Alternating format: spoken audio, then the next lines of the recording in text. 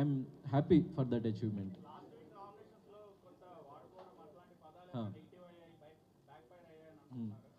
అంటే లేదు, అంటే నేను నార్మల్ మీనింగ్తో చెప్పింది కొంతమంది డబుల్ మీనింగ్తో అర్థం చేసుకున్నారు. సో దానికి ఏమైంది అన్నది లైక్ నాకు ఇంకా తెలియదు.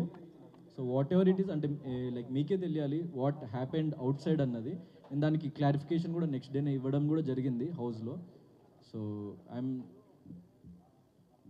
ఇంకా డైజెస్ట్ చేసుకోవాలి, ఇంకా నాకు తెలియదు ఏమేమి జరిగింది అన్న విషయాలు. యా యా యా ఏంటండి?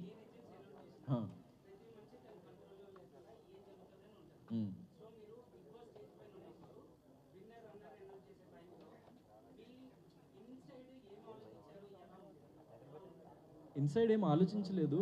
లైక్ నేను పడిన కష్టానికి ఫలితం దక్కితే బాగుంటుంది అని చెప్పేసి లైక్ మేనిఫెస్ట్ చేసుకుంటూ ఉండే, ఆ దేవుణ్ణి ప్రార్థిస్తూ ఉండే. మా పేరెంట్స్ చాలా చిన్న స్థాయి నుంచి నన్ను ఇక్కడి వరకు తీసుకొచ్చి లైక్ చాలా కష్టపడ్డారు. సో వాళ్ళ కోసం నేను ఏదో ఒకటి ప్రూవ్ చేయాలి అని చెప్పేసి నేను నిరంతరం కృషి చేస్తున్న లైఫ్లో. సో వాళ్ళు ఎలా ఫీల్ అవుతారు, వాళ్ళు నేను గెలిస్తే హ్యాపీ అవుతారా, లేకుంటే నేను ఓడిపోతే ఏమైనా బాధపడతారా అని ఒక అంటే కైండ్ ఆఫ్ క్లిష్ట పరిస్థితిలో ఉండే. But what ever it is, నేను వాళ్ళ కోసం నిలబడతా, వాళ్ళు నా కోసం నిలబడతారు ఎప్పుడు లైఫ్లో. ఎందుకంటే నేననే కాదు, ప్రతి వ్యక్తికి వాళ్ళ ఫ్యామిలీ అన్నది చాలా ఇంపార్టెంట్.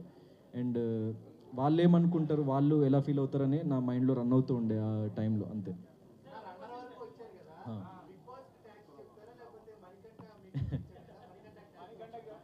నేను యాక్చువల్లీ అది ఎపిసోడ్లో వచ్చిందో లేదో మణికంఠ